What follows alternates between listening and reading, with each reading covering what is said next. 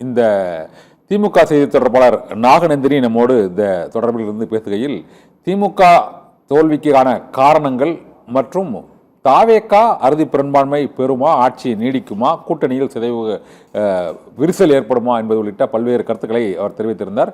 இது குறித்து நமது டாக்டர் பூபதி ஜானிடம் கேட்கலாம். பூபதி ஜான் சார், இந்த தொங்கு சட்டமன்றம் என்பது தமிழகம் இதுவரை காணாத ஒரு வரலாறு. இதுக்கு முறை அத்தகைய சூழ்நிலையை எதிர்கொள்ளவே இல்லை. இந்த சூழ்நிலையில் இப்போது அதற்கான வாய்ப்பு ஏற்பட்டிருப்பதாக தெரிகிறது. இப்போது புகழேந்தி சார்னு சொன்னாங்க, அது டெல்லியில் இருக்கவங்க கவனிச்சுக்குவாங்கன்னு. அது போன்ற சூழ்நிலை ஏற்படுமா? மற்றொன்று சொன்னார், திமுகவும் அதிமுகவும் கூட்டணி வச்சா 125 வருது, 2 பேரும் ஆட்சி அமைப்பு கூட ஒரு வாய்ப்பு இருக்குது அப்படிங்கிற ஒரு கருத்தையும் சொன்னார். ஆனால் இது அதிமுகவில் கூட்டணி கட்சிகள் தாவேகாவுக்கு போவதற்கு அதிக வாய்ப்பு இருக்குதா, திமுக கூட்டணி கட்சிகள் அங்கு செல்வதற்கு அதிகமான வாய்ப்பு இருக்குதா? பாட்டாளி மக்கள் கட்சி ஏற்கனவே ஆட்சி அதிகாரத்தில் பங்கு என்று கூறியுள்ள சூழ்நிலையில் அவர்களிடம் ஒரு 5-4 எம்எல்ஏக்கள் இருக்கிறார்கள், காங்கிரசிடம் ஒரு 5 இருக்கிறது. இதுல யார் சொல்வார்கள் நினைக்கிறீங்க? இல்ல நான் என்ன கேட்கறேன்னா, இப்ப தாவேகாக்கு 100 சீட் வந்துருதுன்னு வச்சுங்க. இப்ப கரெக்டா 108 சீட்ல இருக்குது. முன்ன பின்ன வந்தாலும் 105 வேணும். 108 இருக்கு. இப்ப 108 இருக்கு, 10 வேணும், இன்னொரு 10 வேணும்னு வச்சுக்க. 118க்கு 10 வேணும். 10 தொகுதி இருந்தாலும் இந்த 10 தொகுதி சப்போர்ட் எங்கிருந்து வரும் நான் என்ன ஃபீல் பண்றேன் அப்படின்னா, பிஜேபி 2-3 லீடு வந்துட்டு இருக்கு. ஃபர்ஸ்ட் என்ன பண்ணுவாங்க, பிஜேபியினுடைய கான்செப்ட் என்னன்னா, 2 இருந்தாலும் அதிமுக உதறி விட்டு நேரா தாவேகாக்கு சப்போர்ட் பண்ண பார்ப்பாங்க. 2 தொகுதி இருந்தாலும் கொள்கை எதிரி சேர்ந்துருவாங்களா? எதுங்க கொள்கை எதிரி இல்லைங்க, கொள்கை எதிரிலாம் கிடையாது. பிஜேபிக்கு எந்த விதமான ஆட்சி தான் பிடிக்கணும் அவங்களுக்கு. கொள்கை எல்லாம் ஒண்ணும் கிடையாது. ஒன்ஸ் ஆட்சியை பிடிச்சிட்ட பிறகு தாவேகா உடைச்சு பிடிச்சிருவாங்க. ஆமா உடைச்சிருவாங்க. எப்படி அடிப்பாங்க பாருங்க. அவர் சொல்றது விஜய் கொள்கை எதிரின்னு சொல்லிட்டு இருக்காருன்றாரு. இல்ல நான் சொல்றது, அதாவது விஜய் கொள்கை எதிரி இவர் சொன்னாலும் ஆட்டோமேட்டிக்கா வாலண்டியரா இவங்க சப்போர்ட் பண்ணிடுவாங்க. பிஜேபி சப்போர்ட் பண்ணா, பிஜேபி உள்ள போனா பிஎம்கே இழுத்துட்டு வந்துருவாங்க. பிஎம்கே இழுத்துட்டு வந்த பிறகு அங்கேயே டிஎம்கேல சில கட்சிகள் உடைப்பாங்க. உடைச்சு இவங்க கொண்டு வருவாங்க.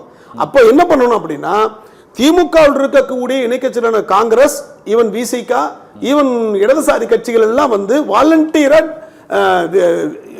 நம்ம தாவேகாக்கு விஜய் கட்சிக்கு சப்போர்ட் கொடுத்துடணும். அப்படி கொடுப்பாங்களா? கண்டிப்பா கொடுக்கறதுக்கு வாய்ப்பு இருக்கு. ஏன் கொடுக்கறதுக்கு வாய்ப்பு இருக்கு அப்படின்னா, வாய்ப்பு இருக்குன்னா, இப்போ இப்ப நம்ம திருமாவர்கள் சொல்லக்கூடியது, காங்கிரஸோடு இருக்கக்கூடிய விஜய் திமுக இருக்கக்கூடிய கூட்டணியுடைய அடிப்படை காரணம் என்னன்னா, மதவாத சக்திகள் உள்ள வரக்கூடாது. அந்த கான்செப்ட்ல தான் உள்ள வைக்கிறார். அவர் சொல்லும் போதே கூட எங்களுக்கு அதிமுக கட்சி நல்ல எதிர்கட்சியா வரணும்னு தான் சொல்றாரு. ஒரு திராவிட கட்சிகள் இங்க ஊன்றி இருக்குன்னு தான் சொல்றாரு. ஈவன் ஒரு படி மேல போய் பாட்டாளி மக்கள் கட்சி இந்த நாட்டில் இந்த தமிழகத்தில் இருந்ததுனாலதான் பிஜேபி போன்ற கட்சிகள் காலூன்றாம இருந்துச்சுன்னு சொல்றாரு. ஆனால் அதுக்கு பிறகு பாட்டாளி மக்கள் கட்சி சாதியவாத கட்சிகளை மாறி எப்படி அதோட இணைஞ்சிருச்சு, பிஜேபியோட இணைஞ்சிருச்சு அப்படிங்கிறது அடுத்த கதை.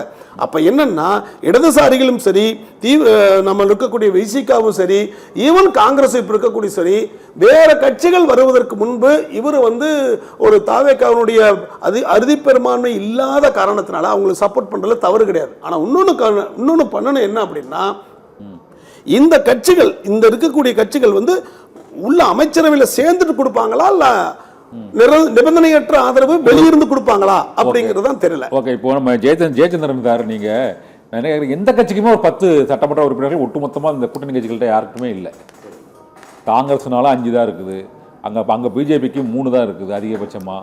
இது போல் எந்த கூட்டணி கட்சியுமே 10 சீட்டுகளை பெறவில்லை. தாவேகாவிற்கு தேவையான அந்த 10 சீட்டுகளை எந்த திமுக கூட்டணி கட்சியிலையும் யாரும் பெறல, அதிமுக கூட்டணி கட்சியிலையும் யாரும் பெறல. Double digit. இந்த டபுள் டிஜிட்டை அடையாத சூழ்நிலையில் தாவேகாவிற்கு போனால் இன்னும் 2-3 கட்சி போனால் தான் முடியும். இங்கே காங்கிரஸ் போய், விசிகா போய், இடதுசாரிகள்லாம் போனால் தான் அந்த 10ங்கிறது வரும். இதே போல் அங்கே எடுத்துக்கிட்டீங்கன்னா பிஜேபி போய், மாம்பழம் போகணும், குக்கர் போகணும், 5, 2, 7, 1 பிச்சு போக வேண்டிய சூழ்நிலையில் போவதற்கான வாய்ப்புகள் இருக்குதா, இல்லை அவங்க இருக்கிற இடத்துல இருப்பாங்கன்னு நினைக்கிறீங்களா? விடுதலை சிறுத்தைகள் கட்சியோட நிலைப்பாடு எப்படின்னு நினைக்கிறீங்க? இந்த வாய்ப்பினை விசிகா அவர் கொடுத்ததற்கு கண்ணன் அவர்களுக்கு நன்றியை தெரிவித்துக் கொள்கின்றேன். சத்தியம் டிவி நேயர்களுக்கும் விசிகா சார்பில் நன்றியை தெரிவித்துக் கொள்கின்றேன். நாங்கள் எப்பொழுதுமே சனாதனத்தை மிக கடுமையாக எதிர்க்கக்கூடிய கட்சி.